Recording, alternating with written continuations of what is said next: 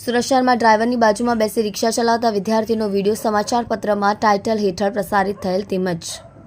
Social મીડિયામાં viral video અંગે ગણતરીના કલાકોમાં આરોપીને પકડી પાડી કાયદેસરની કાર્યવાહી કરતી ડિંડોલી પોલીસ સ્ટેશનની સર્વેલન્સ ટીમ। સુરત શહેરના પોલીસ કમિશનર અનુપમસિંહ ગેહલોત સાહેબ, ખાસ પોલીસ કમિશનર સેક્ટર 1 વાબાગ ઝમીર, નાયબ police commissioner zone 2 Bhagirath Gadhvi, મદદનીશ police commissioner D division VM Jadeja Surat શહેરનાઓએ સોશિયલ મીડિયામાં વાયરલ થયેલા વિડીયો અંગે જરૂરી ખરાઈ કરી ગુનાહિત જણાય આવેથી કાયદેસરની કાર્યવાહી કરવા સારું સૂચના અને માર્ગદર્શન આપ્યું હોય, જે ઉપરી અધિકારીઓની સૂચના અને માર્ગદર્શન હેઠળ ડિંડોલી પોલીસ સ્ટેશનના senior police inspector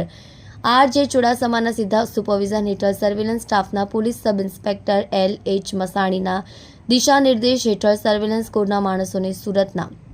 Dindoli bus stand પર અસુરક્ષિત રીતે ગાડીનો સ્ટીયરિંગ વિદ્યાર્થીને આપી